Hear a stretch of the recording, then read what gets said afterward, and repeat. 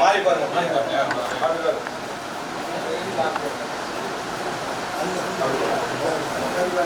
இடம் வாக்கு வருது.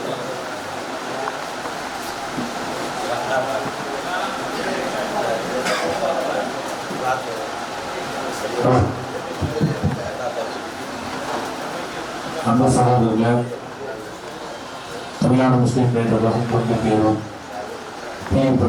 அலுவலகத்தில் சாந்தியும் சகோதரம் இங்கு வந்திருக்கக்கூடிய அனைவர் மீது உண்டாவதாக என்ற பிரார்த்தனைகளும் இறைவனுடைய திருநாமத்தை கூட்டி புகழ்ந்தவனாக அன்பு சகோதரர்களே,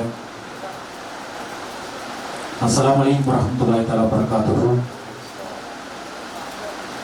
அன்பான சகோதரர்களே, இன்று மாலை மங்களக்குடியில் ஒரு நிகழ்ச்சி தமிழ்நாடு முஸ்லீம் முன்னேற்ற முன்னேறிய மக்களுக்கு சொல்லி ஒருங்கிணைந்த ஒரு நிகழ்ச்சிக்கு வருகின்ற நமது மாநில பொறுப்பாளரும் அன்பு சகோதரமான கோவை செய்யர் அவர்கள் இங்கே தொடங்கி வருகின்ற நேரத்தில் நேற்று இரவு தோழர்களில் ஒரு ஆலோசனை நடந்த அடிப்படையில் அதை பிரயோஜனப்படுத்த வேண்டும் என்ற அடிப்படையிலும் நிர்வாகிகளுடைய ஒரு நல்ல நோக்கம், ஒரு கலந்துரையாடல் மாதிரி ஒரு ஒழுக்கத்தை அடிப்படையாக வைத்து நிர்வாகிகள் எப்படி நடந்து கொள்ள வேண்டும், நமது எதிர்கால செயல் திட்டங்கள் என்பதை பற்றியெல்லாம் கொஞ்சம் பேசி நமக்குள்ளே ஒரு ஊக்கத்தை ஏற்படுத்திக் கொள்ள வேண்டும் என்ற அடிப்படையில் இந்த நிகழ்ச்சி ரொம்ப குறுகிய நேரத்தில் அது திங்கட்கிழமை பொறுத்தவரை எல்லா ஆட்டோ ஓட்டுநர்களுக்கும்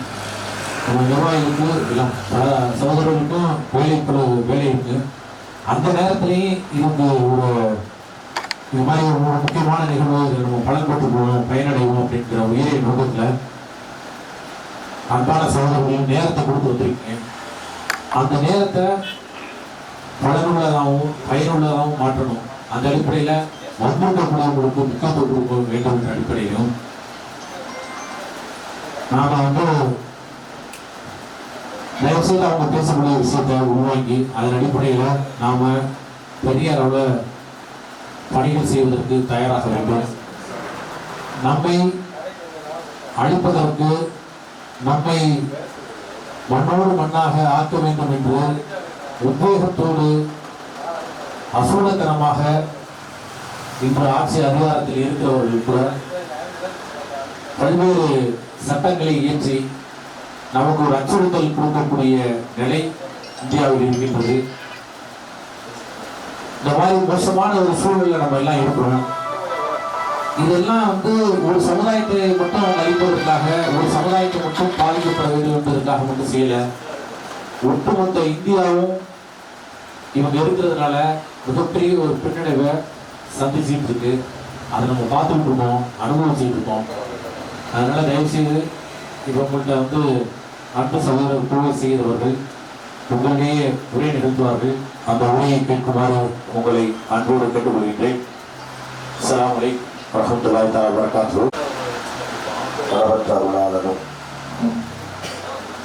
நிகரற்ற அன்புடையோடுமாகிய எல்லாம் வந்த ஏக இறைவனின் அமைதியும் சமாதானமும் அனைத்து மக்கள் மீதும் நின்று நிலவட்டும் என்று பிரார்த்திக்கின்றேன். அஸ்ஸலாமு அலைக்கும் வரஹ்மத்துல்லாஹி வபரகாத்துஹு.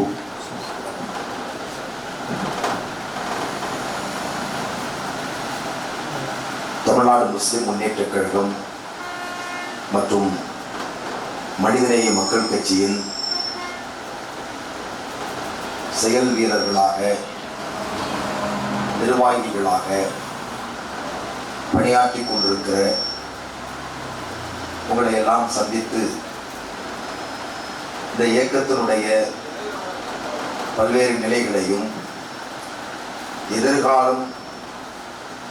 எதிர்காலத்தை குறித்தான நமது செயல் திட்டங்கள் குறித்தும்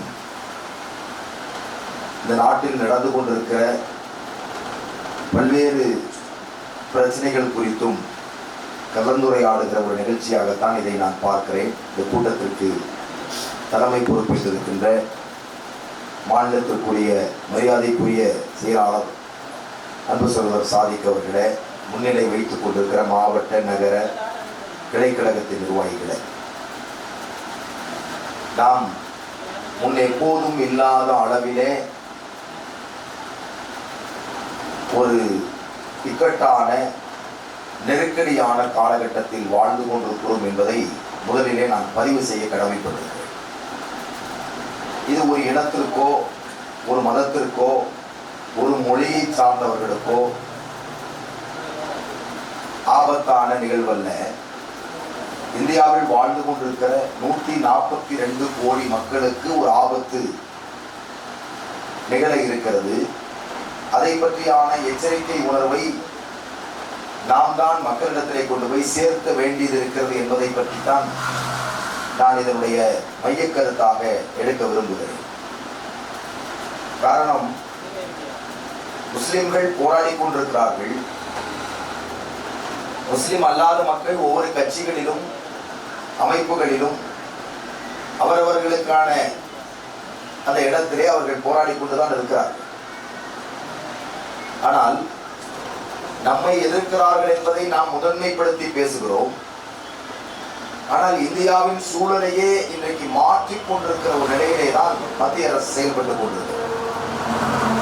நாம் வாழுகிற இந்த நாடு, உங்களுடைய என்னுடைய எல்லோ முன்னோர்களும் உயிர் தியாகம் செய்து விடுதலையை பெற்று தந்த நாடு இந்தியா. நாம் வாழுகிற நாட்டை பற்றியான ஒரு பார்வை நமக்கு மிக முக்கியமானது. நான் வாழுகிற நாடு 1947 ஆகஸ்ட் திங்கள் 15ஆம் தேதிக்கு முன்னால் என்ன பேர் தெரியுமா? இந்தியாவுக்கு அடிமை இந்தியா என்று பேர். எப்படி அடிமை இந்தியா? இந்தியாவின் ஆட்சி நம்முடைய கையிலே இல்லை, பிரிட்டிஷ் ஏகாதிபத்தியத்தினுடைய கையிலே இருந்தது. எப்போது? 77 ஆண்டுகளுக்கு முன்னால், 1947க்கு முன்னால் இந்த நாடு அடிமை தேசமாக இருந்தது. எப்படி விடுதலை கிடைத்தது? சும்மா கிடைத்ததா இந்த சுதந்திரம்? எப்படி இந்த நாட்டை விட்டவர்கள் விரண்டு ஓடினார்கள்? அந்த பிரிட்டிஷ்காரர்கள் கொலை செய்யப்பட்டார்கள். யாரால் கொலை செய்யப்பட்டார்கள்? எப்படிப்பட்ட நெருக்கடிகள் அவர்களுக்கு உருவாக்கப்பட்டன? எதனால் அந்த நெருக்கடி ஏற்பட்டது? இந்த வரலாற்றை முதலில் புரிந்து கொள்ள வேண்டும். இந்த நாட்டில் வாழுகிற இந்துக்களையும் முஸ்லிம்களையும் பிளவுபடுத்திய முதல் சக்தி யாருன்னு கேட்டா பிரிட்டிஷ் ஏகாதிபத்தியம். இந்த நாட்டை தன்னுடைய கைக்குள்ளே வைக்க வேண்டும் என்பதற்காக மதங்களுக்குள்ளே மோதலை அவர்கள் உருவாக்கினார்கள். அதை தனக்கு சாதகமாக்கி கொண்டது பார்ப்பனியம். பார்ப்பனியம் ஜாதி வாரியாக, பிறப்பு ரீதியாக அடுக்கடுக்கான வர்ணாசிரம கொள்கைகளை இந்த நாட்டிலே அமுல்படுத்தியது பார்ப்பனியம். இந்து மதம் என்று சொல்லி ஒரு மதமே கிடையாது.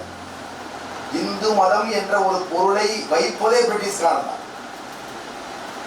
இந்து மதம் என்பதற்கு பொருளே கிடையாது. அப்படித்தான் இருந்தது. அப்ப நம்ம எப்படி வாழ்ந்துட்டு இருந்தாங்க? முஸ்லிம்கள் வாழ்ந்து கொண்டிருந்தார்கள், முஸ்லிம் அல்லாத மக்கள் இருந்தார்கள், கிறிஸ்துவ மக்கள் இருந்தார்கள், இப்படித்தான் இருந்தார்கள்.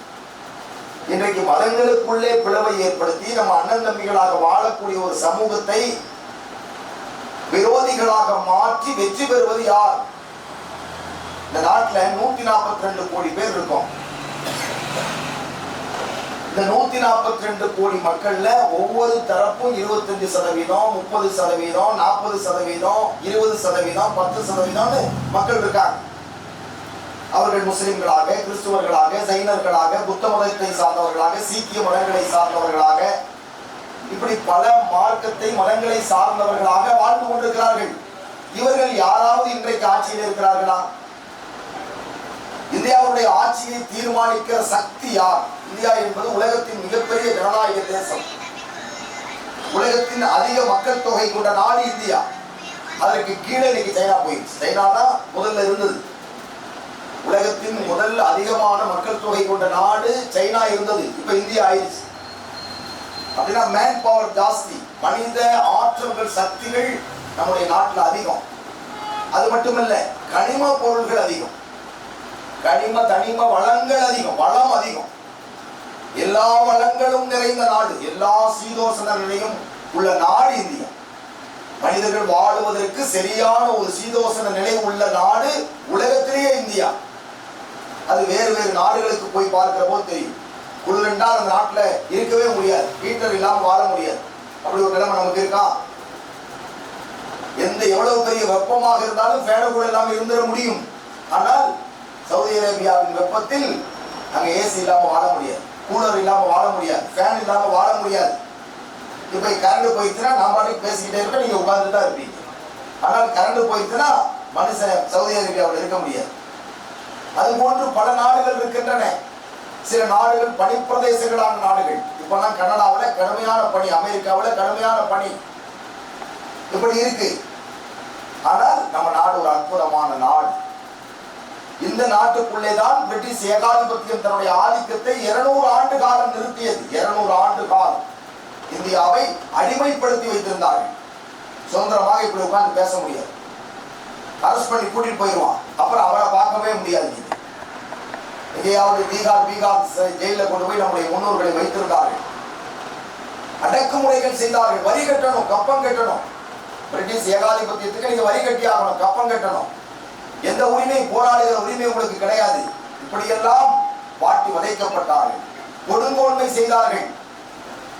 எந்த உரிமையும் இல்லாத ஒரு நிலையிலே தான் நம்முடைய முன்னோர்கள் கடுமையான போராட்டத்தை முன்னெடுத்து, அறவழி போராட்டத்தை முன்னெடுத்து, ஆயுதங்களை தூக்கி பிரிட்டிஷ்காரனை அவனோட கொண்டாட்டி இங்க வாழ விடாம செஞ்சு, பாலங்களை எல்லாம், அவன் போட்டுக்கிற பாலங்களை எல்லாம் தகர்த்து, மிகப்பெரிய போர் புரிந்து அவர்கள் பிடிக்கப்படுவார்கள். உங்க அப்பாவோட அப்பா, அப்பாவோட அப்பா, எங்க அப்பாவோட அப்பா, இவங்க எல்லாம் பிடிக்கப்பட்டு நாடு கடத்தப்பட்டார்கள். எதுல நாடு கடத்துவான்? கூட்சுப்பட்டியில. மாடுகளை ஏற்றி போவான கூட்சுப்பட்டி, காற்றே உள்ள போகாது, தண்ணியே தரமாட்டான். அந்த கூட்சுப்பட்டியில அடைக்கப்பட்டு அவர்கள் பெல்லாரி ஜெயிலையும் பல ஜெயில்கள் அடைக்கப்பட்டார்கள். வீட்டுக்கே வரமாட்டாங்க, முடிஞ்சு போச்சு, வரலைன்னா இறந்துட்டாங்கன்னு நினைச்சுவாங்க. இப்படி தியாகம் செய்த ஒரு கூட்டம் நம்ம. அன்னைக்கு மலபார்ல இருந்த முஸ்லிம்கள் இப்படி எல்லாம் கடுமையான தியாகங்களை செய்து வரலாறு இருக்கு, அதுக்கான ஆதாரம் இருக்கு, வரலாறு இருக்கு. கடைசியில இந்த மாதிரியான யுத்தத்துல பிரிட்டிஷ் ஏகாதிபத்தியம் விட்டுட்டு ஓட வேண்டிய நிலைமை ஏற்படும். அப்பொழுதுதான் இந்தியாவுக்கு விடுதலை கிடைக்கிறது 1947. இந்த எந்த போராட்டத்திலேயாவது, எந்த அர்ப்பணிப்பதிலேயாவது, எந்த தூக்கு கயிறுலையாவது இன்னைக்கு ஆட்சியில் இருக்கிற பிஜேபியினுடைய அப்பனுடைய அப்பன் எவனாவது இருக்கான்னு பார்த்தா ஒரு பையன் கூட கிடையாது. இந்தியாவுடைய விடுதலைக்காக நாம போராடிட்டு இருக்கும்போது நம்மளை காட்டி கொடுத்தது யார் தெரியுமா? இந்த பிஜேபி காரனோட அப்பன். இந்த வாஜ்பாய் நம்மை காட்டி கொடுத்தார், சாவர்கர் நம்மை காட்டி கொடுத்தார். அவர்கள்ட்ட போய் அவர்கள் ஆடிட்டர்களாக, கணக்கு பிள்ளைகளாக வேலை பார்த்தார்கள். அப்போ வெள்ளைக்காரனுடைய எல்லா விதமான இன்பங்களையும் அனுபவித்தவர்கள், அந்த ஆட்சியினுடைய எல்லா சுகங்களையும் அனுபவித்தவர்கள் யாருன்னு கேட்டா இன்னைக்கு ஆட்சியில் இருக்கிற பிஜேபி காரர்கள். அன்னைக்கு அவங்க பாரதிய ஜனதா கட்சி முதல்ல என்னது ஜனசங்கம். அதற்கு முன்னால் இந்த பிராமணர்கள் அவர்களுக்கு ஊழியம் செய்பவர்களாக இருந்தார்கள், எல்லா சுகமோகத்தையும் அனுபவித்தார்கள். நம்ம வீட்டை விட்டு நாடை விட்டு ஓடி துறந்து பாடுபட்டுக்கிட்டு இருந்த நம்ம எதுக்காக? எதிர்கால எனது தலைமுறை சுதந்திர காற்றை சுவாசிக்க வேண்டும் என்பதற்காக நம்ம அப்ப முப்பாட்டனெல்லாம் இந்தியாவுக்காக உயிர் கொடுத்தாங்க, பொருளாதாரத்தை இழந்தாங்க, இங்கிலீஷ் படிக்கிறத கூடாது என்று அறிவித்தார்கள். பள்ளிவாசல்கள் எல்லாம் நீங்க பார்த்திருப்பீங்க, பள்ளிவாசல்கள்ல பிரசங்கம் நடக்கும், வெள்ளிக்கிழமை ஸ்பெஷலாக பிரசங்கம் நடக்கும். அந்த பள்ளிவாசலுடைய பேருரைகளில் அந்த மதகுருமார்கள், பேசக்கூடிய மதகுருமார்கள், இங்கிலீஷ் படிக்கிறது ஹராம், நீங்க படிக்க கூடாது, கடவுள் தடுக்கிறான்னு சொல்லிட்டாங்க. கடவுள் தடுக்கப்பட்டதுக்கு தான் ஹராம். ஆனா இவங்களே சொல்லிட்டாங்க ஹராம், தடுக்கப்பட்டிருக்கு, இங்கிலீஷ் படிக்காதீங்க, அது அந்நியனுடைய மொழி, நம்ம நாட்டை அடிமைப்படுத்தியனுடைய மொழியை கூட நீங்கள் படிக்க கூடாதுன்னு சொன்னாங்க. அதனால் பல பேர் வக்கீல் தொழில விட்டுட்டாங்க, வக்கீலுக்கு படித்தவங்க பாதியில விட்டுட்டாங்க, டாக்டர் மருத்துவராக படித்தவர்கள் அவர்கள் பாதியில விட்டுட்டாங்க. எல்லாவற்றையும் இழந்தார்கள். ஒரு சமுதாயம் தன்னையே அர்ப்பணித்தது.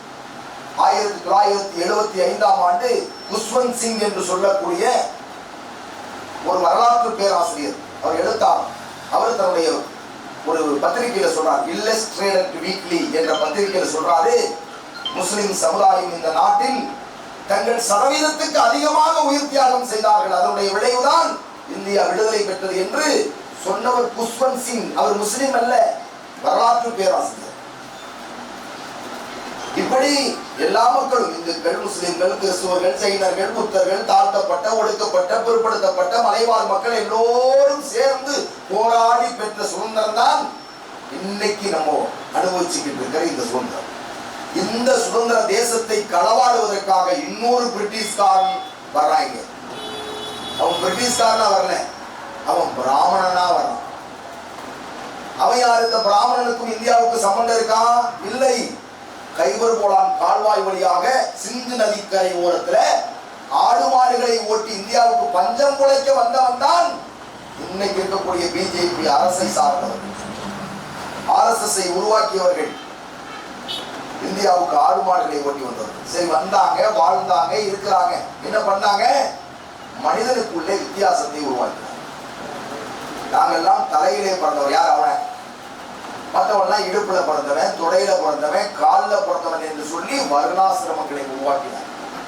வர்ணங்களை உருவாக்கி பிறப்பால் நீ உயர்ந்தவன் தாழ்ந்தவன் என்ற கொள்கையை இந்த இந்தியாவில் அறிமுகப்படுத்தி இந்த பிராமண சமுதாயம். பிராமணர்களிலும் நல்லவர்கள் உண்டு, ஆனால் சிற்பவன் பார்ப்பனன் என்று சொல்லக்கூடிய பிராமணர்கள், அவர்கள் நம்ம எல்லாம் மனுஷனாவே பார்க்கணும். நீங்க எல்லாம் இழி பிறப்புகள். சமஸ்கிருதத்துல மனு தர்மத்துல ஒரு வார்த்தை இருக்கு, ஏகமாதா பகுபிதா சூத்ராயன நமகா அப்படின்னு சொல்லுவாங்க. நீங்க என்ன நினைப்பீங்க? ஏதோ வேதம் ஓதுறாங்க. இல்லை, அவங்க அவன் என்ன சொல்றான்னா, தேவடியா பையங்கிறாங்க. நான் அந்த வார்த்தையை சொல்லக்கூடாது, உங்களுக்கு விளங்குவதற்காக, உங்களுக்கு நீங்கள் தெரிந்து கொள்வதற்காக சொல்லுங்க. ஏகமாதா, ஒரு அம்மா, பகுபிதா 10 அப்பன். ஒரு அம்மாவுக்கும் 10 அப்பனுக்கும் பிறந்த இந்த வேசி மகனுக்கு நான் அர்ச்சனை செய்கிறேன், பூஜை செய்கிறேன் சொல்லி தட்டை வச்சு நமக்காக பிரார்த்தனை பண்றான். யாரு நம்மளை என்ன சொல்றா? தாழ்த்தப்பட்ட, ஒடுக்கப்பட்ட, பிற்படுத்தப்பட்ட இந்த நாட்டில் உள்ளவர்களை என்ன சொல்றான்? சூத்திரன் என்ற வார்த்தைக்கு என்ன பொருள் சகோதரர்களை கேட்டு பாருங்க. யாரு சூத்திரம்னா வேசி மகன் பொருள், தப்பா பிறந்தவன் பொருள். இந்த சூத்திரன் என்கிற வார்த்தை நமக்கு பயன்படுத்தலாம். உங்களையும் என்னையும் சூத்திரன் என்று ஒரு பிராமணன் பூஜை செய்கிறார் இந்த நாட்டில். அவன் ஆட்சியில் இருக்கான். 142 கோடி மக்களை 3 கோடி பேர் ஆட்சி செய்யறான். பிராமணன் எவ்வளவு பேர் இருக்கான்? 3 கோடி பேர் இருக்கான். அவன் நம்மளை ஆட்சி செய்யறான். ஆட்சி செய்யறது தப்பு இல்லை, நம்மளை தேவடியா பையன்னு சொல்றான். எப்படி சகோதரர்களை ஏற்றுக்கொள்ள முடியும்? இதற்கு எதிராக கிளர்ந்து எழுந்தவர்கள் யார் தெரியுமா? அண்ணன் அம்பேத்கர். ஒருபோதும் பிராமணியத்தை ஏற்றுக்கொள்ளவில்லை. அம்பேத்கர் உள்ள விட மாட்டாங்க, தேர்தலில் நிக்க அனுமதிக்கல. காந்தி போய் வட்டமேஜை மாநாட்டுக்கு லண்டன் போறாங்க. வட்டமேஜை மாநாட்டுக்கு பிரிட்டிஷ்காரர்கள் அழைக்கிறார்கள், வாங்க பேச்சுவார்த்தை பண்ணுவோம். 2 முறை அந்த வட்டமேஜை மாநாடு நடந்தது. 1931 நடந்த மாநாடு. அம்பேத்கர் போல யாருமே அழைக்கவில்லை அவரை. முகமது ஜின்னா அம்பேத்கருடைய கையை பிடித்தார். கவலைப்படாது, நான் உங்களுடைய சகோதரன். யாரு? அம்பேத்கர். தோளில் கையை போட்டுக் கொண்டு லண்டனுக்கு அழைத்து சென்றவர் யார் தெரியுமா? முகமது அலி ஜின்னா. எப்படி நம்முடைய சகோதரத்துவம் எப்படின்னு பாருங்க. அம்பேத்கர் போனார், பேசினார், நிறைய விஷயங்களை அவர்கள் பேசினார்கள். இந்திய நாட்டினுடைய சுதந்திரத்தை பற்றி, அங்கே ஏற்பட வேண்டிய கட்டமைப்புகளை பற்றி பேசினார். அதற்கு பின்னால் இந்த நாட்டுக்கு ஒரு சட்டம் தேவைப்படும். இந்தியா விடுதலை பெற்றால் அந்த நாட்டுக்கு ஒரு சட்டம் வேண்டுமல்ல? எப்படி அந்த சட்டத்தை அமைக்கிறது என்கிற அந்த குழுவினுடைய தலைவர் யார் தெரியுமா? அண்ணல் அம்பேத்கர். எல்லா மதத்தை சார்ந்தவர்களும் ஏற்றுக்கொண்ட ஒரு மாபெரும் தலைவர், ஒரு அறிவுஜீவி, அந்த காலத்தினுடைய சட்ட மேதையவர். அந்த அம்பேத்கர் நம்ம எல்லோரும் ஒன்றாக, கிறிஸ்துவர்கள் அவர்களுடைய சட்டத்தை பின்பற்றி வாழலாம், இந்துக்கள் அவர்களுடைய சட்டத்தை பின்பற்றி வாழலாம், ஒடுக்கப்பட்ட பிற்படுத்தப்பட்ட மக்கள் அவர்களுடைய சட்டத்தை பின்பற்றி வாழலாம். பார்லிமெண்ட்ல இந்த தாழ்த்தப்பட்ட மக்களுக்கு இவ்வளவு தொகுதிகள் வேண்டும். அப்ப என்ன பண்றாரு அவரு? ரிசர்வ் தொகுதியை உருவாக்கினார். இன்னைக்கு 140 பேர். இந்த அம்பேத்கருடைய அறிவு பாருங்க. அந்த சமுதாய மக்களுக்கு அவர் செய்த பலன் நிறைய பேருக்கு தெரியாது. இன்னைக்கு அம்பேத்கரை இழிவுபடுத்துறான் அமித்ஷா. ஆனால் அவர் அன்றே இந்த சமுதாயம் நாளைக்கு பார்லிமெண்ட்ல வர முடியாது. அவர்கள் பார்லிமெண்ட்டுக்கு வரணும்னா இந்த வேலையை நம்ம செய்யணும்னு சொல்லி ரிசர்வ் தொகுதி என்ற ஒன்றை உருவாக்கினார். அதுல அந்த தலித் மக்களை தவிர யாரும் போட்டியிட முடியாது. ஒரு முஸ்லிம் போய் நிக்க முடியாது, ஒரு கிறிஸ்துவன் நிக்க முடியாது, ஒரு பாப்பா பையன் போய் நிக்க முடியாது. யாரும் நிக்க முடியும். யார் நிக்க முடியும்? அண்ணா திமுகலையும் தலித்தா நிக்க முடியும், திமுகலையும் தலித்தா நிக்க முடியும், கம்யூனிஸ்ட்லையும் தலித்தை தவிர யாரும் போட்டியிட முடியாது. ஒரு எஸ்சி ஒரு தலித்தை தவிர யாரும் போட்டியிட முடியாது. அந்த நிலையை உருவாக்கினால் அதனுடைய விளைவாக எவ்வளவு யாரு வேணாலும் பார்லிமெண்ட் நடத்தலாம். ஆனால் 140 பேர் சாலிடாக தலித்துகள் உட்கார்ந்துருக்காங்க. நீங்க போய் பாருங்க, இந்த பாராளுமன்றத்தில் 142 பேர் இருக்காங்க தலித்துகள். ரிசர்வ் தொகுதியில வெற்றி பெற்ற தலித்துகள், அது போக வேற தலித்துகள் இருக்காங்க. இது எவ்வளவு தூர பார்வை பாருங்க. அதனால் தான் அந்த கோபத்தில் தான் அமித்ஷா, நீங்க எப்ப பார்த்தாலும் அம்பேத்கரோட பேரை சொல்லிக்கிட்டு இருக்கிறீங்களே, அதுக்கு பேர்ல பகவான் சொன்னா நீங்க சொர்க்கத்துக்கு போயிடலாம். அம்பேத்கர் பேர் சொல்றதுனால எந்த லாபமும் இல்லைன்ட்டான், அவமரியாதையா பேசிட்டான். அதுக்கு தான் மிகப்பெரிய போராட்டங்களை, ஆர்ப்பாட்டங்களை மனிதநேய மக்கள் கட்சி, தமுமுக எல்லாம் முன்னெடுத்தது. அவர் ஒடுக்கப்பட்ட மக்களுடைய போராளியாக இருந்தார். இந்துவாக நான் பிறந்தேன், ஒருபோது நான் இந்துவாக சாக மாட்டேன் என்று சொன்னவர் அண்ணல் அம்பேத்கர், பாபா சாஹிப் அண்ணல் அம்பேத்கர், புரட்சியாளர் அம்பேத்கர். ஒரு புரட்சி வீரர். மக்களை அறிவு பாடம் புகட்டி அடிமையாய் இராதே, நீ நிமிர்ந்து நில், சாகிற போது ஒரு இந்துவாய் சாகக்கூடாதுன்னு சொல்லி லட்சக்கணக்கான மக்களை அழைத்துக் கொண்டு போய் புத்த மதத்தை தழுவினார். புத்தனாகத்தான் இருந்தார். புத்த மதத்தை பின்பற்றித்தான் அம்பேத்கர் இருந்தார். ஆனால் பிறந்தது இந்துவாக. இந்துவாக நான் வாழுவது இடி பிறவிக்கு சமம் என்று சொன்னார் அம்பேத்கர். அது மட்டுமல்ல, இந்த நாட்டில் முஸ்லிம்களும் கிறிஸ்துவர்களும் ஒடுக்கப்பட்ட இந்த தாழ்த்தப்பட்ட மக்களும் ஒன்று சேருவதன் மூலமே நம்முடைய நாட்டுக்கு மிகப்பெரிய சக்தி அமையவில்லை என்றால் நம்மை அடிமைப்படுத்துவா என்று சொன்னவர் அண்ணல் அம்பேத்கர். இன்னைக்கு நம்ம சேர்ந்துடக்கூடாதுன்னு சொல்லி முஸ்லிம்களும் இந்த நாட்டில் ஒடுக்கப்பட்ட பிற்படுத்தப்பட்ட தலித்து மக்களும் தாழ்த்தப்பட்ட மக்களும் கிறிஸ்துவர்களும் ஒன்று சேர்ந்துடக்கூடாதுன்னு பிளந்துகிட்டே இருக்கான். பிளந்து வளர்ந்து யார் இருக்கா? அவன் தான் ஆட்சியில் அதிகாரத்தில். நாட்டை யார் வேணாலும் ஆளட்டுங்க, தப்பு இல்லை. எல்லா இந்திய குடிமகனும் நாட்டை ஆளட்டும், தவறில்லை. ஆனால் ஒரு இனத்தின் மீது, ஒரு மதத்தின் மீது, ஒரு சமுதாயத்தின் மீது தாக்குதல் நடத்தக்கூடாது, படுகொலைகள் நிகழ்த்தக்கூடாது. அவருடைய வழிபாட்டு தலங்கள் மீது தாக்குதல் நடத்தக்கூடாது. பள்ளிவாசல்ல தொழுக முடியாத நிலை இந்த நாட்டில் உருவாக்குறாங்க. கோயில் இருக்கும், பள்ளிவாசல் இருக்கும், மசூதி, இது சர்ச் இருக்கும். இப்படித்தான் நம்ம நாடு. அண்ணன் தம்பிகளாக நாம் வாழ்ந்து கொண்டிருக்கிறோம். ஒரு குடை காய்களாக இருக்கும். அவரவர்கள் அவர்களுடைய மதத்தை பின்பற்றி வாழ்கிறார். இதுக்கெல்லாம் வேட்டு வைக்கலாம். இந்த பிராமணிசம் அதற்கு வேட்டு வைக்கிறது. ஒவ்வொரு சட்டமா மாத்திக்கிட்டு இருக்காங்க. நீங்க கவனிச்சு பாருங்க. எத்தனை நாளைக்கு இதை பின்பற்றி நாம் வாழ முடியும்? நம்ம என்ன நினைக்கிறோம்? இன்னைக்கு சாப்பிட்டோமா, ஜாலியா அனுபவிச்சோமா, நைட்டு தூங்கணுமா, அவ்வளவுதான், இப்படி வாழலாம். காலையில மறுபடியும் எந்திரிச்சோமா, சாப்பிட்டோமா, அப்புறம் அனுபவிச்சோமா, தூங்கணுமா, இதுக்கு பேர் வாழ்க்கையே இல்லை.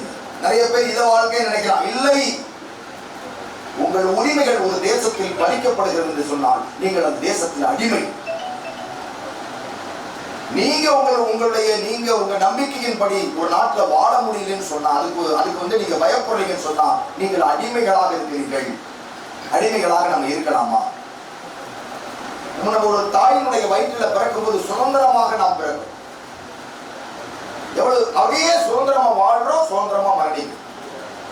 நம்மளை ஒருத்தன் கொல்லக்கூடாது, நம்மளை ஒருத்தர் அச்சுறுத்தக்கூடாது, ஒருத்தருக்கு நம்ம பயப்படக்கூடாது. தீமையை தடுக்க வேண்டும், நன்மையை கற்பிக்க வேண்டும். இதுதான் நம்முடைய வாழ்க்கை. இதைத்தான் இஸ்லாம் சொல்லுது. அந்த அடிப்படையிலே நன்மையை ஏவி தீமையை தடுத்து எல்லா சமூக மக்களுக்கும் ஒரு பொதுவான வாழ்க்கை வாழுவதற்காக உருவாக்கப்பட்ட பேரமைப்பு தான் தமிழ்நாடு முஸ்லிம் முன்னேற்ற கழகம். அதனுடைய அரசியல் பிரிவு மனிதநேய மக்கள் கட்சி. ஒடுக்கப்பட்ட பிற்படுத்தப்பட்ட மக்கள் அவருடைய வாழ்வு செழிப்பதற்கு, தீண்டாமையை போக்குவதற்கு, ஆண்டான் அடிமை தத்துவத்தை எடுத்து வீசுவதற்கு நீங்க இன்னைக்கும் தமிழ்நாட்டில் பல ஊர்கள்ல பொது பைப்புல தண்ணி பிடிக்க முடியாது. இருக்கு. ஒரு தெரு வழியாக தாழ்த்தப்பட்ட மக்கள் நடக்க முடியாது. தாழ்த்தப்பட்ட மக்கள் நாங்க பார்க்கறது இல்லை, பட்டியல்ல அப்படி வச்சிருக்கான். ஒரு பொது தெருவில் நடக்க முடியாது. இறந்து போனவருடைய உடலை தூக்கி செல்ல முடியாது. அவரே இறந்துட்டார், அவர் வாழ போகல, அவர் இறந்துட்டாருங்க. அவரை கொண்டு போய் அடக்கம் செய்ய விட மாட்டான். எங்க தெரு வழியா வந்தா தீட்டு வரக்கூடாது. ஏன்? அது உயர்ந்த ஜாதியை சார்ந்தவர்கள் இருக்கக்கூடிய பகுதி இருக்கா இல்லையா? ஒருத்தர் இறந்துட்டா, இஸ்லாம் என்ன தெரியுமா சொல்றது? இறந்து போன ஒரு மனிதனை, ஒரு முஸ்லிம் இறந்தா எப்படியோ அப்படித்தான் ஒரு இந்து இறந்தான், அப்படித்தான் ஒரு கிறிஸ்துவர் இறந்தான். நபிகள் நாயகம் என்று சொல்லக்கூடிய இறைவனுடைய தூதர் ஸல்லல்லாஹு அலைஹி வஸல்லம் உட்கார்ந்து பேசிக்கிட்டு இருக்காங்க. ஒரு முஸ்லிம் அல்லாதவருடைய பிணம் இப்படி எடுத்து செல்லப்படுகிறது.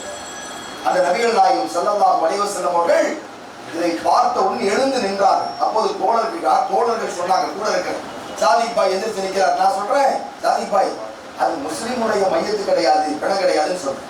இப்படி நபிகள் நாயகத்துக்கு தோழர்கள் சொல்றாங்க, அது முஸ்லிமுடைய பிணம் இல்லை என்று சொன்னார். அப்போது நபிகள் நாயகம் சொன்னார், அது சக மனிதனுடைய மையத்து, அது அந்த மனிதன் என்ற அடிப்படையில் தான் நாங்கள் எழுந்து நின்றேன்னு சொல்றாரு. எப்படி பார்க்கிறாங்கன்னு பாருங்க. ஒரு மனிதனை தன்னுடைய சகோதரராக பார்த்தார். யார்? இஸ்லாமிய மார்க்கத்தை மக்களுக்கு போதித்த இறைவனுடைய தூதர் முஹம்மது நபி ஸல்லல்லாஹு அலைஹி வஸல்லம். ஆனால் இங்க என்னது? போனமே எடுத்துட்டு போக கூடாதுங்கிறான். அடக்கமே நீ எடுத்து எங்கேயோ கொண்டு போய் இந்த வழியா வராது. இந்த தீண்டாமையை, இந்த பேதமைகளை யார் ஒழிப்பது இந்த நாட்டில்? இதைத்தான் நாங்கள் சபதம் எடுத்து செய்து கொண்டிருக்கிறோம். நீயும் அவனும் ஒண்ணு. எப்படா நீ அவர்களுக்கு நீ இடத்த மறுக்கிற? எந்த இந்த ஏரியா வழியா போனா இவன் வீட்டுல தண்ணி போய் என் வீட்டுக்கு வரக்கூடாது. அப்ப தீட்டு. பைப்பு தண்ணி ஒன்னாதானே வரும். ஒரு வீட்டுக்கு வந்துடும், அப்புறம் அடுத்த வீட்டுக்கு வரும். அடுத்த வீட்டுல நான் இருக்கேன், நான் ஒரு பிராமணன் வச்சுக்கேன். நான் என்ன சொல்றேன்னா, அந்த வீட்டுக்கு என் வீட்டுக்கு வரக்கூடாது, என் வீட்டுக்கு அவன் வீட்டுக்கு போனோம். எப்படிங்க? தண்ணி பைப்புல வர்ற தண்ணியை கூட தீட்டு என்று பார்த்த பயங்கரவாதிகள் தான் இன்றைக்கு இந்திய தேசத்தை ஆட்சி செய்து கொண்டிருக்கிறார். அப்படி என்றால் இந்த ஆட்சி எப்படி நீங்கள் வேடிக்கை பார்க்க முடியும்? இதை எதிர்த்துத்தான் நாம் போராடி கொண்டு சுயமரியாதையோடு வாழுங்கள். ஐயா பெரியார் இதைத்தான் சொல்லுகிறார். பெரியார் கடவுள் எதிர்ப்பாளர். எப்போ பெரியார் காசிக்கு போன வரலாறு தெரியுமா உங்களுக்கு? வீட்டுல மிகப்பெரிய பிரச்சனை பெரியாருக்கு. ஏன்னா பெரியார் வரும்போதெல்லாம் 2 தாழ்த்தப்பட்டவங்களை கூட்டிட்டு வந்துருவார். சமூகத்தில் ஒடுக்கப்பட்ட மக்களை விருந்து கூட்டிட்டு வருவார் வீட்டுக்கு. அவங்க அப்பா எதிர்ப்பு, என்ன நீ இவங்களையெல்லாம் கூட்டிட்டு வரேன்னு எதிர்ப்பு. அவருக்கு பெரிய டிஸ்டர்பன்ஸ் ஆயிடுச்சு. மண்டகாண்டு ஒரு நாள் காசிக்கு போயிட்டார். காசிக்கு போய் பார்த்தா மிகப்பெரிய கொடுமை காசியில் நடக்குது. காசியிலிருந்து வந்த உடனே தெரியுமா சொன்னாரு? கடவுள் இல்லைன்றார். ஏன்னா மனிதர்களுக்குள்ளே பிரிவினை ஏற்படுத்துகிற, உள்ள உயர்ந்தவன் தாழ்ந்தவன் கற்பிக்கிற கடவுள் என்று சொன்னால் அந்த கடவுளே இல்லை என்று சொன்னார். அந்த அளவுக்கு போராடி மிகப்பெரிய கோடீஸ்வரர் பெரியார். பெரியாருடைய சொத்துக்கள் பல்லாயிரம் கோடி ரூபாய் சொத்துக்கள் இன்னைக்கு இருக்குது. அப்படியே நாட்டு மக்களுக்கு அர்ப்பணித்து விட்டு ஒரு ட்ரஸ்ட், அந்த ட்ரஸ்ட் தான் எல்லாத்தையும் பராமரிக்கும். சென்னையில அரசு பெரியாருடைய பில்டிங்க்கு வாடகை கொடுக்குது. அரசாங்கமே பெரியார்ட்ட வாடகைக்கு இருக்குது. எங்க சென்னையில போய் பாருங்க, மிகப்பெரிய கட்டடங்கள், எத்தனை கல்லூரிகள், எத்தனை நிலங்குளங்கள். அப்படி போராடினார் பெரியார். யாருக்காக போராடினார்? பணத்துக்காக இல்லைங்க, புகழுக்காக இல்லை. அவருக்கு உடல்நிலை சரியில்லை. 94 வயதில் கடைசி அவருடைய மேடை தியாகராய நகர்ல, சென்னையில் அவருடைய கடைசி கூட்டம். 94வது வயதில் அந்த மனிதர் இறந்து போகிறார். அது வரைக்கும் மூத்திர பைய கையில பிடிச்சிருப்பார். யூரின் போடுறது ஓல்ஸ் போட்டிருப்பாங்க. இடுப்புல ஒரு ஓட்டை, அந்த ஓட்டை வழியா ஒரு டியூப், அந்த டியூப்ல ஒரு பை இருக்கும். இவர் ஒண்ணுக்கு போனா அந்த பையில ஒரு தண்ணி. இந்த மூத்திர பையை தூக்கிக்கிட்டே அந்த மனிதன் தமிழ்நாட்டுடைய பெருவிதிகள் எல்லாம் அலைந்து இந்த ஒடுக்கப்பட்ட, பிற்படுத்தப்பட்ட, தாழ்த்தப்பட்ட மக்களுக்காக அவர் போராடினார். சுயமரியாதையை அவர் இந்த மக்களுக்கு போதித்தார். அப்படிப்பட்ட முன்னோர்கள், மூதாதையர்கள், பேரறிஞர் அண்ணாவாகட்டும், கர்மவீரர் காமராஜர் ஆகட்டும், ஐயா பெரியார் ஆகட்டும், அண்ணன் அம்பேத்கர் ஆகட்டும், பகத்சிங் ஆகட்டும், நேதாஜி சுபாஷ் சந்திர போஸ் ஆகட்டும், இவர்கள்லாம் நம்முடைய முன்னோர்கள், மூதாதையர்கள். அவர்கள்லாம் புரட்சியாளர்களாக, அருவருக்கத்தக்க இந்த பிராமண நடவடிக்கைக்கு எதிராக, இந்த சித்தாந்தம், இந்த கொள்கைகளுக்கு எதிராக, மனிதனை வேதமைப்படுத்துகிற அடக்குமுறைக்கு எதிராக போராடி இருக்கிறார்கள். நீங்கள் போராடுகிறீர்களா? இந்த முன்னோர்கள் போராடிய காரணத்தால் இன்றைக்கு மானத்தோடு சட்டை அணிந்து உங்க அம்மா, எங்க அம்மா, உங்க சகோதரி, எங்க சகோதரிலாம் சட்டை போடலாம். ஜாக்கெட் போடுறாங்களா இல்லையா? உங்களுக்கு தெரியுமா? நாடார் சமுதாயத்தினுடைய பெண்கள் ஜாக்கெட் போடக்கூடாது. ஜாக்கெட்னா தெரியுமா? என்ன சொல்லுவாங்க உங்க ஊர்ல? ஜாக்கெட் தானே. அப்ப பெண்கள் என்ன பண்ணுவாங்க? 2 மாதம் ஓப்பனா இருக்கு. நான் சொல்றது உங்களுக்கு அதிர்ச்சி அளிக்குமானால் வரலாற்றை படித்துப்பார். நான் கடவுளின் மீது சத்தியமாக சொல்கிறேன். திருநெல்வேலி மாவட்டத்தில், கன்னியாகுமரி மாவட்டத்தில் இருக்கக்கூடிய நாடார் சமுதாய மக்களுடைய பெண்கள் ஜாக்கெட் அணியக்கூடாது. ரொம்ப காலத்துக்கு பிறகு போராடித்தான் அவர்களுக்கு ஜாக்கெட்டு போடுவதற்கான உரிமை கிடைத்திருக்கிறது.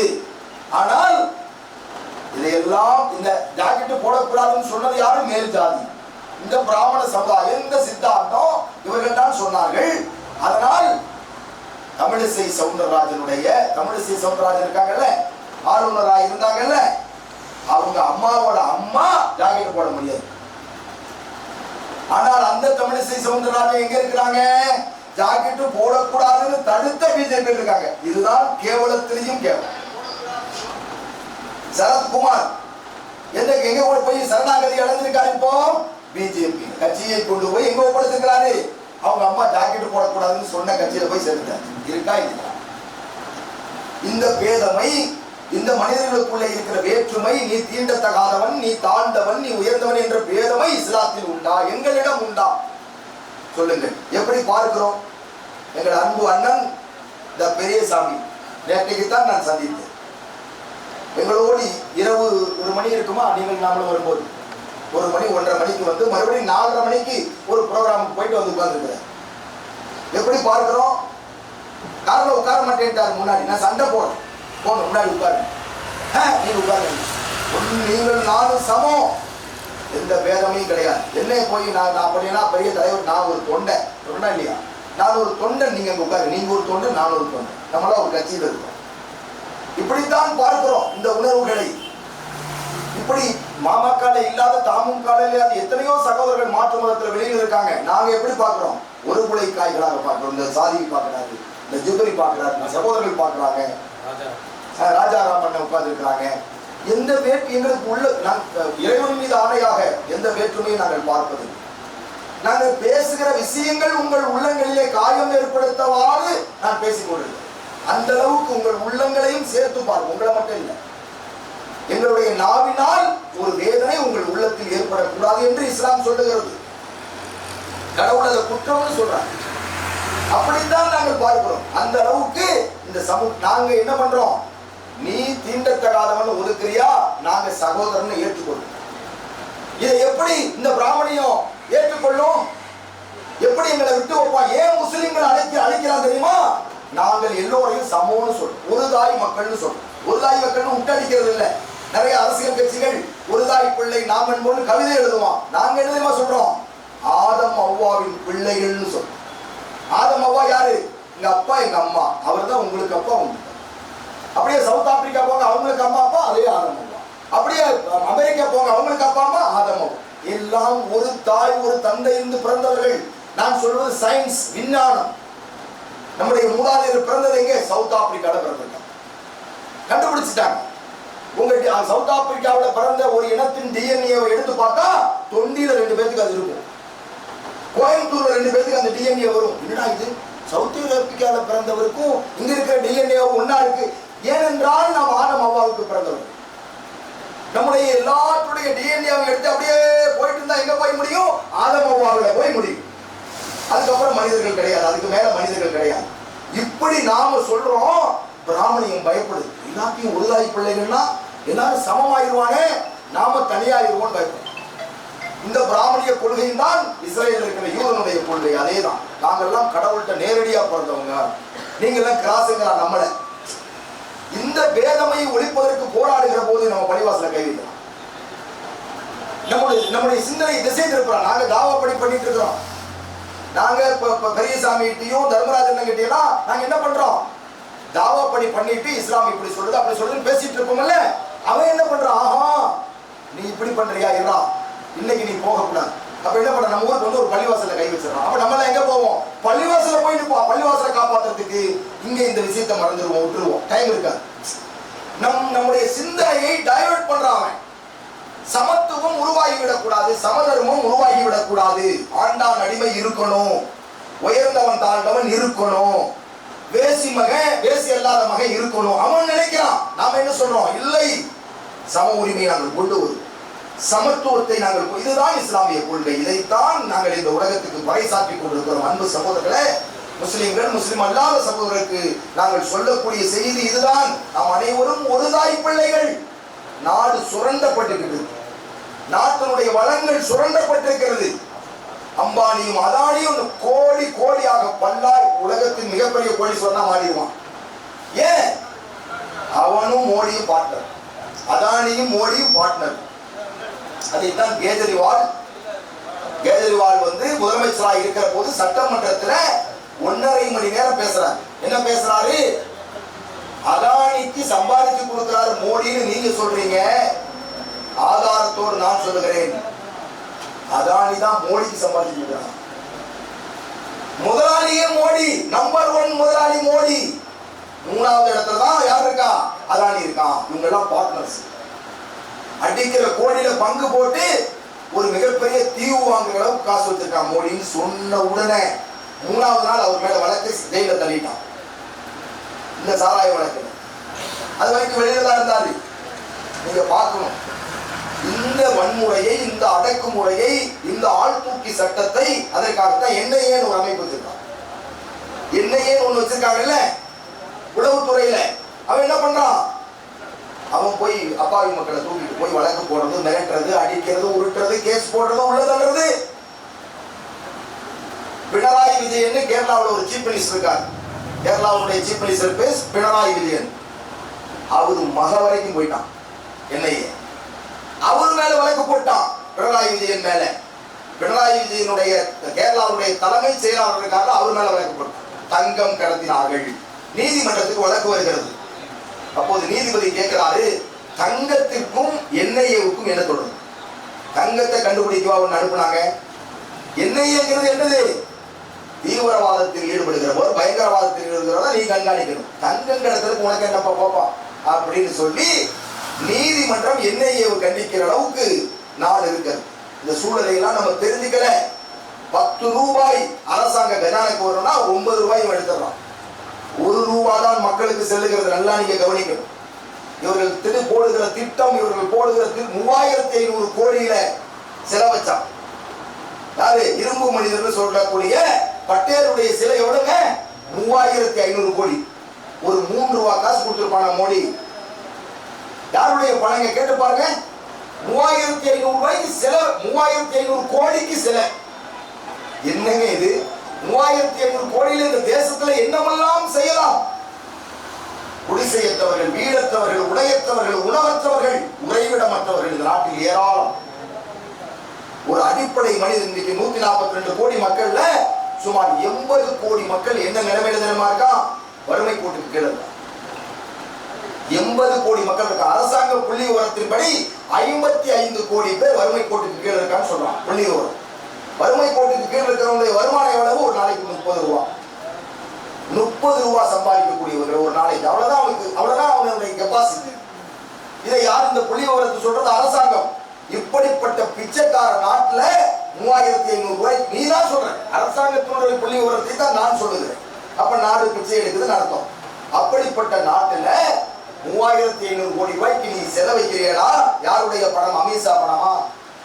வப்பன் சம்பாதிச்ச பணமா? இல்லை, உங்களுடைய என்னுடைய வரி பணம். இந்த நாட்டினுடைய நல்லதுக்கு பயன்படுத்துகிற, கல்விக்கு பயன்படுத்துகிற, சாலை போடுவதற்கு பயன்படுத்துகிற, மருத்துவத்துக்கு பயன்படுத்துகிற, குடிநீருக்கு பயன்படுத்துகிற, மருந்துகளுக்கு பயன்படுத்துகிற பணத்தை அப்படியே சிலையாக்கி வச்சிருக்கான். இதனால என்ன லாபம்? பட்டேலுக்கு சிலை வைக்கிறதுனால என்னங்க லாபம் சொல்லுங்க பாக்குறாங்க. இந்த பட்ஜெட்ல ஒரு நயா பைசா கூட தமிழ்நாட்டுக்கு ஒதுக்கப்படல. இப்ப பட்ஜெட் போட்டுக்காங்க. எவ்வளவு ரூபா தமிழ்நாட்டுக்கு எவ்வளவு ஒதுக்கி இருக்கிற? 1 ரூபாய் கூட கிடையாது. தமிழ்நாடு ஒதுக்கிட்டான், கேரளாவை ஒதுக்கிட்டாங்க. பீகார் தான் இப்ப பீகாருடைய சப்போர்ட்ல தான் மத்திய அரசு போய்கிட்டு இருக்கு. பீகார்ல இருக்கிற நிதிஷ்குமார் வாபஸ் வாங்கினா அவ்வளவுதான், மோடி மௌத்தாயிடுவான், அமித்ஷா மௌத்தாயிடுவான். உடனே லாக் பண்ணிடுவாங்க. அவங்க பண்ண அட்டுழியத்துக்கு ஆட்சி இருந்து போனவங்க கையில விலங்கு, இருட்டு ஜெயில் தான் அவர்கள்.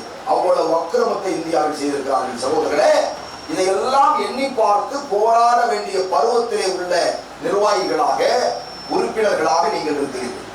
இதெல்லாம் நம்ம கொடுமை.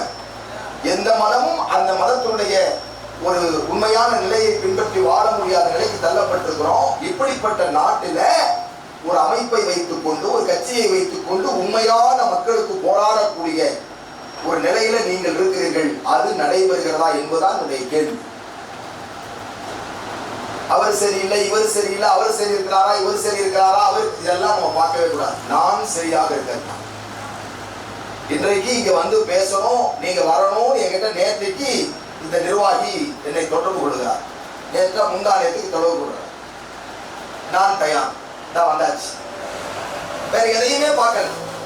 இவர் என்ன, மக்கள் என்ன, எப்படி ஏது, எதையுமே கேட்க.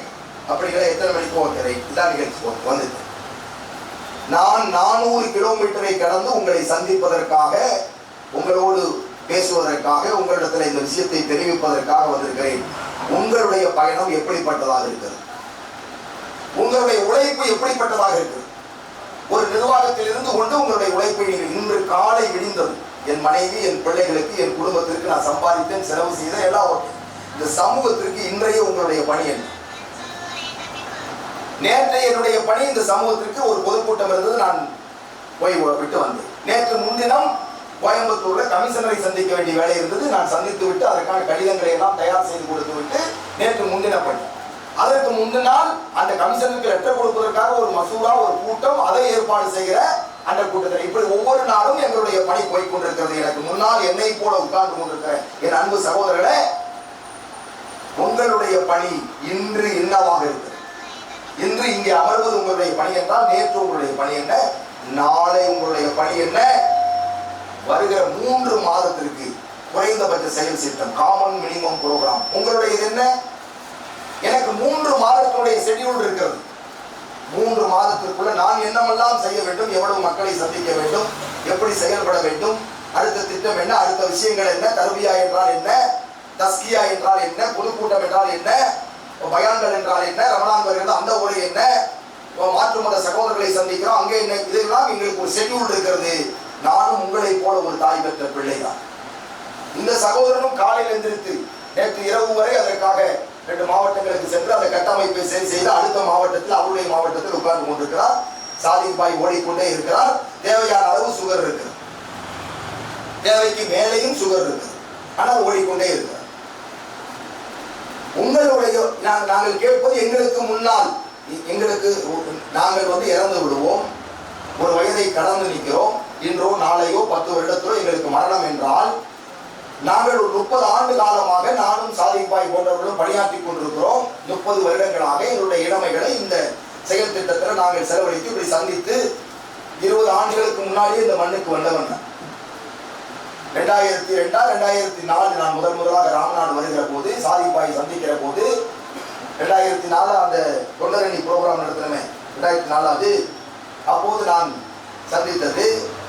அப்படியானால் 2004 2025 20 ஆண்டு காலம் ராமநாட்டிலே நான் தொடர்புடையவனாக இங்க இருக்கிற பட்டி தொட்டி எல்லாம் எனக்கு பழக்கம். நான் போகாத ஊர் மிக மிக குறைவாக தான் இருக்கும் இந்த மாவட்டத்தில். என்னை கூட்டிட்டு போனவரே இவர் தான். நாங்க என்ன கவலைப்படுறோம்னா, நாங்கள் இந்த மாதிரி பணி செய்தோம், எங்களுக்கு பின்னாடி இருக்கிற தலைமுறை அதற்கு தயாராக இருக்கிறதா? இப்போ ஒரு பள்ளிவாசலோ கோயிலோ நீங்கள் நிர்வகித்துக் கொண்டிருப்பீர்கள், யார் இங்க இருக்கிற சகோதரர்கள் நிர்வகித்திருப்பாங்க. உங்களுக்கு பின்னாடி உங்களுடைய வாரிசுகள் அதை நிர்வகிக்குமா? உதாரணத்துக்கு பள்ளிவாசல், அந்த பள்ளிவாசல்ல சாதிப்பாயோ அல்லது இங்க இருக்கிற சகோதரர்களோ ஜிப்ரியோ யாரோ ஒருத்தர் பொறுப்பு இருக்கிறாங்க. பள்ளிவாசல் போய்கிட்டு ரமலான் வந்த உடனே சுண்ணாம்பு அடிப்பாங்க, நோம்பு கஞ்சி காத்திரை சம்பந்தமா பேசுவாங்க, எல்லாத்தையும் இது பண்ணி எல்லாம் புதுவம் பண்ணி பாய்வை எல்லாம் மாற்றி ரெடி பண்ணி இமாம்களை எல்லாம் கரெக்ட் பண்ணி இரவுக்கு ராத்துக்கு எல்லாம் ஆலய எல்லாம் செட்டப் பண்ணிட்டாங்க. ஏன்னா அவங்களுக்கு தெரியும் ரமலான் எப்போ வருது, என்ன பண்ணணும், எப்படி அமைக்கணும், கஞ்சி எப்படி வைக்கணும், எத்தனை அரிசி போடணும், எல்லாமே யாருக்கு தெரியும்? இவர்களுக்கு தெரியும். இப்ப நான் சொல்றேன், உங்களுக்கு பின்னாடி ஒரு தலைமுறை இருக்குல்ல, இப்ப 20 வயசு 25 வயசுல இவர்கள் பணி செய்ய வந்த காலத்துல, இவங்க எல்லாம் 25 வயசுல பணி செய்ய வந்தாங்கல்ல, அந்த வயதை ஒட்டிய இன்றைய இளைஞர்கள் நாளை உங்களுடைய மறைவுக்கு பின்னால் இந்த மராமத்து வேலை பண்றது, இந்த கஞ்சி காய்ச்சறது, இந்த பள்ளிவாசலை நிர்வகிக்கிறதுக்கு தயாரா இருக்காங்களா? இருக்காங்களா இல்லையா? சொல்லுங்க. எஸ் ஆர் நோ சொல்லுங்க. பின்னாடி எஸ் ஆர் நோ. உங்கள் வாரிசுகள் அடுத்த தலைமுறை பணியை செய்வதற்கு தயாரா இருக்காங்களா? வேற ஒண்ணும் நாட்டுக்கு ஒண்ணு செய்ய பரவாயில்ல, பள்ளிவாசலுக்கு செய்ய தயாரா இருக்காங்களா? உங்க கோயிலுக்கு செய்யறதுக்கு தயாரா இருக்காங்க அவங்க தலைமுறை இருக்கா? இல்லை. அவன் எங்க இருக்கான்? செல்போன்ல இருக்கான்.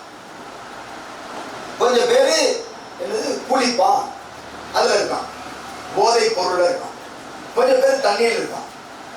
கொஞ்சம் பேர் நான் இங்க வந்து நேற்றுக்கு வந்துட்டு இருக்கும்போது பார்த்தேன், இங்க ஒரு டீ கடை. என்ன டீ கடை? நம்ம போய் டீ சாப்பிட்ட கடை இங்கேயா? அங்க போறேன், நைட்டு 11:45 12 மணி இருக்குமா? நம்ம அங்க வரும்போது மணி 1 மணியா 12:30 இருக்கும். அப்போ ஒரு 10 சகோதரர்கள் டீ சாப்பிடுறாங்க. நான் பக்கத்துல உள்ளவர்கிட்ட கேட்டேன், இப்படி இல்லையா? யாருக்கும் கேட்டேன், இவர்கள் எங்கே உள்ள பிள்ளைகள்? தொண்டியில உள்ள பிள்ளைகள் டீ சாப்பிட வந்திருக்காங்க இல்லையா? ஆமா. எத்தனை மணி? இது போய் பேசி எல்லாம் முடிச்சு தூங்குறது எப்போ? காலையில 3 மணிக்கு. இதெல்லாம் ஜாம தொடங்கிங்க. இந்த இளைஞர்கள் எங்கே இருக்கிறார்? யாரை பற்றி கவலைப்படுவார்கள் அவர்கள்? இந்த சமூகத்தை பற்றியா? இந்த நாட்டை பற்றியா? இந்த நாட்டினுடைய பட்ஜெட்டை பற்றியா? பிஜேபியை பற்றியா? பள்ளிவாசலை பற்றியா? கோயிலை பற்றியா? மத நல்லிணக்கத்தை பற்றியா? சமூக சேவையை பற்றியா? ரத்த தானம் செய்யறத பேசிட்டு இருக்காங்களோ? ஆம்புலன்ஸ் சேவையை பேசிட்டு இருக்காங்களோ? இது அன்புக்குரிய சகோதரர்கள், உங்களுடைய முகம் சொல்லுகிறது இல்லவே இல்லை. இதுல எல்லாம் சம்பந்தம் இல்லாதவங்க உங்க முகம் சொல்லு. அப்படி என்றால் உங்கள் தலைமுறை இங்கே போய் கொண்டிருக்கிறது சகோதரர்களே. இந்த தலைமுறையை சரி செய்து உங்களை போல உட்கார வைப்பது யார்? யார் செய்வா? நீங்க அந்த ஆம்புலன்ஸ் ஓட்டுறதுக்கு ஆள் இருக்கு, ரத்த தானம் செய்யறதுக்கு ஆள் இருக்குது, ஒரு இயற்கை சித்தம் ஏற்பட்டால் அதை வந்து சரி செய்யறதுக்கு ஆள் இருக்கு. அவனை காப்பாற்றி கொண்டு போய் நம்ம ராம்நாட்டில் இருக்கக்கூடிய மருத்துவமனையில் அட்மிட் பண்ண ஆள் இருக்கு. இன்னைக்கு நாளைக்கு இவன் செய்வானா? தந்தைக்கே செய்ய மாட்டான். தந்தைக்கே அந்த பிள்ளை செய்ய மாட்டான், தாய்க்கு செய்ய மாட்டான். என்னுடைய தந்தை உடல்நிலை சரியில்லாமல் மலம் மூத்திரத்தோடு படுத்தால் நான் அதையெல்லாம் சுத்தம் செய்து என் தந்தையை காப்பாற்றி மருத்துவமனைக்கு நான் கொண்டு போவேன். என்னை என் பிள்ளை கொண்டு போவானா? என்னை என் பிள்ளை கொண்டு போக மாட்டான். அது என்னாலே அவனுக்கு தெரியாது. தந்தைனா யார்? கடவுளுக்கு அடுத்தபடியா உள்ளவர் தந்தையும் தாய். இந்த எண்ணத்தை யார் புகட்டுவது? ஒரு சமுதாயம் அழிந்து கொண்டிருக்கிறது. ஆனால் பிராமண சமுதாயத்தை போய் பாருங்க. 110 வயது பாட்டி பட்டு சாரி ஊத்தி உட்கார வச்சிருப்பான். நான் ட்ரெயின்ல பாக்குறேன். ட்ரெயின்ல ஃபர்ஸ்ட் கிளாஸ் பூரா அவங்க தான் இருப்பாங்க. Second class, second AC, third AC எல்லாத்தையும் அவங்க தான் இருப்பாங்க. 110 வயது 100 வயது பாட்டி, பாட்டியோட பாட்டி எல்லாத்தையுமே உட்கார வச்சு கை நிறைய தங்க வளையல் போட்டு, காதுல நகைகளை போட்டு, கழுத்துல நகை போட்டு உட்கார வச்சு அவ்வளவு அற்புதமா பார்க்கிறான் பிராமின். தாயும் தந்தையும் பாட்டியும் பாட்டி கூட்டணையும் நல்லபடியா பார்க்கிறான். நம்ம இருக்கிறோமா? ஒடுக்கப்பட்ட மக்கள் இருக்காங்களா? தாழ்த்தப்பட்ட அதே மாதிரி ஷெட்யூல்டு காஸ்ட் மக்கள், தலித்து மக்கள், முஸ்லிம்கள், கிறிஸ்துவர்கள் இருக்காங்களா? இல்லை. சுகபோக வாழ்வுல இருக்கா நம்ம பசங்க எல்லாம். 2 லட்சம் ரூபாய்க்கு வண்டி ஓட்டி இந்த பக்கம் போவோம், அந்த பக்கம் போவோம், அந்த பக்கம் 10 தடவை போவான். எதுக்குலாம் போனேன்னு கேட்பாங்க, தெரியாது. அப்பதான் முடிப்பானா, எதுக்கு போனேன்? சும்மா போனேன் பாய், ஜாலியா போனேன் பாய், தமாசுக்கு போனேன் பாய் சொல்றானா இல்லையா? அவனுடைய வாழ்க்கை வீணடிக்கப்படுகிறது. அவன் வாகனம் வீண் விரயத்தில் போய் கொண்டிருக்கிறது. அப்பம் காசா இருக்கும், அல்லது அவன் ஏதாவது உழைப்பு செய்தது காசா இருக்கும். அது வீண் விரயமாகுதா இல்லையா? நம்ம போனோமா இந்த மாதிரி 2 லட்சம் ரூபாய் வண்டி எடுத்து இந்த பக்கம் அந்த பக்கம் தேவையில்லாம போனோமா? இல்லை. உங்கள் தலைமுறை அழிந்து கொண்டிருக்கிறது. யார் காப்பாற்றுவது சகோதரர்களே? அந்த கவலைக்குத்தான் நீங்கள் ஒன்று கூட்டப்பட்டிருக்கு இந்த இடத்துல. வேற எதுவுமே கிடையாது. ஓட்டு கேட்க நாங்க வரல, நாங்க தேர்தலையும் இப்ப நிக்கல. இந்த கவலையை உங்கள் இடத்துல சொல்லுவதற்கு எதிர்கால தலைமுறை இளைஞர்கள் அழிந்து கொண்டிருக்கிறார்கள். கல்லூரியில பள்ளிக்கூடத்துல படிக்கக்கூடிய பெண் பிள்ளைகள் வேறொரு கலாச்சாரத்தை கற்றுக்கொண்டு வீட்டுக்கு வர்றாங்க. அவங்கள்ட்ட பேசி பாருங்க. உங்க பெண் பிள்ளைகிட்ட first year, second year, third year படிக்கக்கூடிய கல்லூரியில படிக்கக்கூடிய பெண் பிள்ளைகள்ட்ட பேசி பாருங்க. வேற ஒரு லாங்குவேஜ்ல பேசுறாங்க, வேற ஒரு ஸ்டைல்ல பேசுறாங்க. ஸ்லாங்கே மாறுது. தொண்டிக்கு ஒரு ஸ்லாங் இருக்கு, ராமநாட்டுக்கு ஒரு ஸ்லாங் இருக்கும். மொழி, தமிழ் மொழி பேசுறது இதுக்கெல்லாம் மாற்றமாக ஒரு மொழியை அவர்கள் பேசுகிறார். மொழி அல்ல, அந்த ஸ்டைல். அப்போ உள்ள இன்னமும் ஊடுருவி இருக்கு. செல்போன்ல யாரிடத்திலேயோ பேசுகிறார்கள். தவறான சம்பவங்களில் ஈடுபடுறாங்க. ஆண்கள் எல்லாம் போதைப் பொருள் உபயோகிச்சது போய் இப்ப பெண் பிள்ளைகள் உபயோகிக்க ஆரம்பித்திருக்கிறதா செய்தி. இந்த தீமையை யார் தடுப்பது? அந்த தீமையை தடுத்து நல்ல ஒரு கலாச்சாரத்தை, நல்ல ஒரு பண்பாட்டை, நல்ல ஒரு நாட்டை, நல்ல ஒரு தேசத்தை கட்டமைக்கிற பணியைத்தான் தமிழ்நாடு முஸ்லிம் முன்னேற்ற கழகம் மனிதநேய மக்கள் கட்சி செய்கிறது. அதை திமுக செய்ய வேண்டும், அண்ணா திமுக செய்ய வேண்டும், கம்யூனிஸ்ட் செய்ய வேண்டும், திக செய்ய வேண்டும். யாரெல்லாம் இந்த மாதிரி பொதுநல சிந்தனையோடு இருக்கிறார்களோ அவர்களெல்லாம் சேர்ந்து செய்ய வேண்டும். நாங்களும் இருக்கோம். இதை கட்டமைக்கிற பணிதான் நாம் செய்து கொண்டிருக்கிறோம். அரசியல் என்பது சாக்கடைன்னு சொன்ன யார் சுத்தப்படுத்துறது? அரசியல் சாக்கடை தான். விலைக்கு வாங்கித்தான் ஓட்டு போடுறாங்க. நாமெல்லாம் எப்படி விபச்சாரியை விலை கொடுத்து வாங்குவதை போல ஓட்டுக்கு பணம் கொடுத்து வாங்கித்தான் ஓட்டு போடுறாங்க. சரிதான், யார் சுத்தப்படுத்துறது? எல்லாருமே சரியில்லைன்னு ஒதுக்கிட்டா எப்படி அது சுத்தமாகும்? மனிதநேய மக்கள் கட்சியினுடைய 2 எம்எல்ஏக்கள் எந்த ஒரு பொருளாதார மோசடியில் ஈடுபடாம மக்கள் பணத்தை சாப்பிடாம பணியாற்றி கொண்டிருக்கிறார்கள் எங்களால் சொல்ல முடிகிறது. அது மாதிரியான ஒரு கூட்டத்தை அதிகப்படுத்த இன்னைக்கு 2 பேர், நாளைக்கு 20 பேர். உழைத்தால் தானே கிடைக்கும். நம்ம அந்த எம்எல்ஏவை சீக்கிரமா சந்திக்க முடியும், நம்ம கோரிக்கையை வைக்க முடியும். ராமேஸ்வரம் கோயிலை பற்றி சட்டமன்றத்தில் பேசுறது யார் தெரியுமா? ராமன் கிடையாது, ஜவாஹி உல்லா. பேசுறது யாரு? ராமேஸ்வரன் கோயில் விரிவாக்கம், அதோட சாலை பணிகள், அந்த இதை பற்றி எல்லாம் அவர்கள் பேசுகிறார்கள். அப்ப இந்த மாதிரியான ஒரு சீக்கிரம் போய் சட்டமன்றத்தில் பேசுங்கன்னு சொன்னா பேசக்கூடிய ஆற்றல் உள்ள கட்சியாக இன்றைக்கு மனிதநேய மக்கள் கட்சி இருக்கு. அதுல நீங்க நிர்வாகியா இருக்கிறீங்க, உறுப்பினரா இருக்கிறீங்க. எந்த அளவுக்கு எடுத்துட்டு போகணும்? நமக்குள்ள பேதமைகள் கிடையாது, வேற விதமான சிந்தனை கிடையாது. மக்களுக்காக உழைப்பு செய்கிற நல்ல சிந்தனை இருக்குது. அது உங்களுக்கு ஒரு அடையாளம். இந்த சமூகத்தில் பெரிய அந்தஸ்தை உங்களுக்கு தரும், கண்ணியத்தை தரும். வேறு வேறு கட்சிகள் இருப்பதை போல திமுக, அண்ணா திமுக, காங்கிரஸ் கட்சி மாதிரி அல்ல நமது கட்சி. கண்ணியத்துக்குரிய கட்சி, மாணவிக கட்சி. இங்க வேற மாதிரியான ஆட்கள் இருக்க வாய்ப்பில்லை. இருந்தா 1-2 பேர் இருப்பாங்க, அவ்வளவுதான். தவறானவன் எல்லா பக்கமும் இருப்பான், அதெல்லாம் தேடிக்கிட்டு இருக்க முடியாது. நீங்க தெரிந்தால் நடவடிக்கை இருப்பாங்க, அவ்வளவுதான். மற்றபடி ஒரு தூய்மையான கட்சியில் நீங்கள் பணியாற்றக்கூடிய ஒரு வாய்ப்பு. இந்த சமூகத்தை வளர்க்கணும், நம்ம பிள்ளைகளை, நம்முடைய இளைஞர்களை, நம்முடைய சமூகத்தை இதுல இணைக்கணும், ஒரு பலமான ஒரு நிலையை உருவாக்கணும். நாம பொறுப்பு வாங்கி கொண்டு எப்ப ஏதாவது வேலை சொன்னா செய்யறது, வேலையை நீங்கள் உருவாக்கணும். இது செய்யணும், இந்த பகுதியில் இதை செய்யணும்னு சொல்லி நீங்க தயாராகி சாதிக்கு பாய் கூப்பிடணும். இப்ப சாதிக்கு பாய் போன் பண்ணி ஏங்க இதை பண்ணுங்க, இதை ஆர்ப்பாட்டம் பண்ணுங்க, இதை பண்ணுங்க, போற இப்படின்னு இவர் சொல்லிக்கிட்டு இருக்கிறார். இவர் சொல்லக்கூடாது, நீங்கள் தயாராக வேண்டும். இந்த அலுவலகத்தில் உட்கார்ந்து இந்த சமூகத்துக்கு என்ன செய்யலாம்? வாரத்துக்கு ஒரு நாள் ஒரு கூட்டம் போடுங்க, ஆலோசனை கூட்டம். என்ன பண்ணலாம்? நம்முடைய ஏரியாவுக்கு என்ன பண்ணலாம், நம்ம சமூகத்துக்கு என்ன பண்ணலாம், என்ன ப்ரோக்ராம் பண்ணலாம், ரத்த தான முகாம்கள் பண்ணலாமா, மருத்துவ சேவை பண்ணலாமா, இல்ல ஏதாவது அன்னதானம் பண்ணலாமா, ஏழைகளுக்கு உதவி செய்யலாமா, எத்தனை ஏழைகளுக்கான கணக்கெடுக்கலாமா, ஊனமுற்றவர்கள் எத்தனை பேர் கணக்கெடுங்க, உடல் ஊனமுற்றவர்கள் கணக்கெடுங்க. அவங்களுக்கான ஏதாவது அரசு தரக்கூடிய ஏதாவது சலுகைகள், மானியங்கள் இருக்கும், அதை ஏதாவது கிடைக்கிறதுக்கு வழிவகை செய்யலாம். எல்லாத்துக்கும் ஆதார் கார்டு இருக்கா, எல்லாத்துக்கும் ரேஷன் கார்டு இருக்கா, ஐடி ப்ரூஃப் எல்லாத்துக்குமே கிடைச்சிருச்சா, இல்ல ஏதாவது அவங்களுக்கு ஏதாவது நம்ம செய்ய வேண்டியது இருக்கா? இன்னைக்கு எல்லாமே ஆன்லைன்ல உட்கார்ந்த இடத்துல நீங்க பண்ணி கொடுக்கலாம். என் ஆதார் கார்டுல பேர் மாற்றணும், நான் ஒரு ஆதார் கார்டுல பேர் மாற்றத்துக்கு ஒரு முகாம் ஒண்ணு போட்டேன். 450 பேர் பெயர் தந்தாங்க. இந்த பெண்கள், கோசா பெண்கள் வெளியில போக மாட்டாங்க, இருப்பாங்க, படிப்பு பெருசா இருக்காது, தெரியாது. 450 பேருக்கு ஒரு சிலை இதே மாதிரி ஒரு ஹால். ஒருத்தர் ஒரு 10 நாளைக்கு இதை குடும்பம் கொடுத்துட்டாரு. போஸ்ட் ஆபீஸ் 2 பேர் வந்தாங்க, ஹெட் போஸ்ட் ஆபீஸ். எந்த செலவு எனக்கு டீ மட்டும் தான் வாங்கி கொடுத்தாங்க, கரண்ட் ரூம் எல்லாமே அவங்க கொடுத்தாங்க. 450 பேர் சந்தோஷமாக சொன்னார்கள். இதுக்கெல்லாம் இ சேவை மையத்தில் 200 ரூபா வாங்குறாங்க, 100 ரூபா வாங்குறாங்க.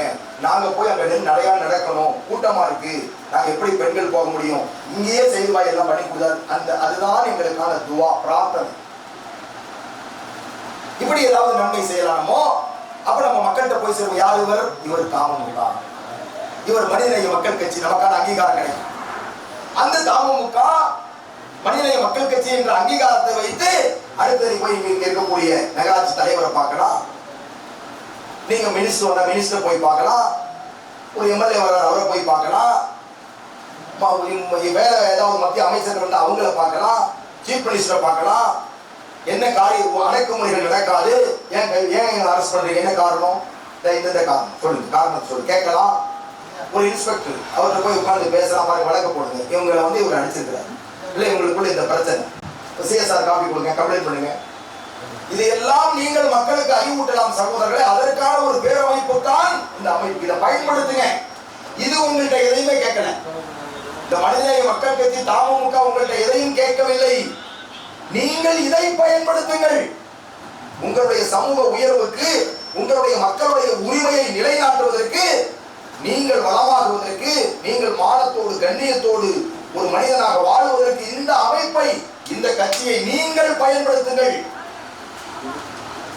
உங்களிடம் எதுவும் நாங்க கேட்கல. இதை நீங்கள் பயன்படுத்துங்கள். பயன்படுத்தணும்னா என்ன வேணும்? இதுக்கு ஒரு தலைவர், செயலாளர், பொருளாளர் வேணும். துணைத் தலைவர், துணை செயலாளர் இருப்பாங்க. அடி பொறுப்பாளர். இப்படி ஒரு கட்டமைப்பு. இந்த கட்டமைப்புக்குள்ளே வந்து அந்த கட்டமைப்பை பின்பற்றி கட்டுப்பட்டு செயலாற்றுங்கள். இதைத்தான் இந்த சமூக அமைப்பு போதிக்கிறது சகோதரர்களே. அதை சொல்லுவதற்காகத்தான் நாடு அதோட பாதாளத்துக்கு சென்று கொண்டிருக்கிறது.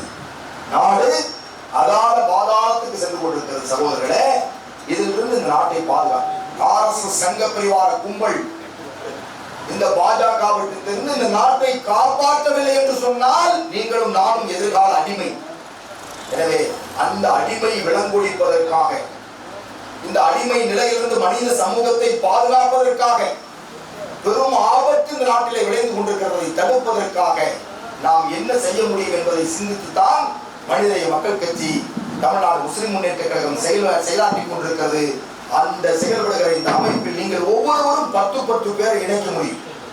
எனக்கு முன்னாடி நீங்க ஒரு 50 பேர் இருக்கீங்கன்னா 50 பேரும் 10 பேரை நீங்க இணைச்சீங்கன்னா 500 பேர் இணைக்க முடியுமா? முடியாதா? 10 பேர் கூட உங்களுக்கு பழக்கமானவங்க இல்லையா? நீங்க என்றைக்காவது சொல்லியிருக்கீங்களா சமூக அமைப்பை பற்றி? இது இந்த மாதிரியான பயன்கள் இருக்கிறது, இப்படி நம்ம செயல்படலாம் நீங்க பேசியிருக்கிறீங்களா? உறுப்பினர் சேர்க்கையை நீங்கள் ஆரம்பிக்கிறீங்க. அதிமுக சொல்றது 1.5 கோடி உறுப்பினர், பிஜேபி சொல்றது இத்தனை கோடி உறுப்பினர். எந்த உறுப்பினர் கிடையாது. உறுப்பினர் என்பவர்கள் இப்ப சர்வசாதாரணமா செல்போன்ல ஒரு மெசேஜ் வந்து ஆன் பண்ணா நான் உறுப்பினர், நான் என்னன்னு பார்த்தே உறுப்பினர்களா, அந்த மாதிரி ஆயிடுச்சு. எனவே இதையெல்லாம் நீங்கள் புரிந்து கொண்டு செயலாற்றுகின்ற செயல் வீரர்களாக, மக்களுடைய நன்மைக்காக சிந்திக்கிறவர்களாக, மக்களுடைய நன்மைக்கு உழைப்பு செய்யக்கூடியவர்களாக நீங்கள் ஒவ்வொருவரும் மாற வேண்டும்.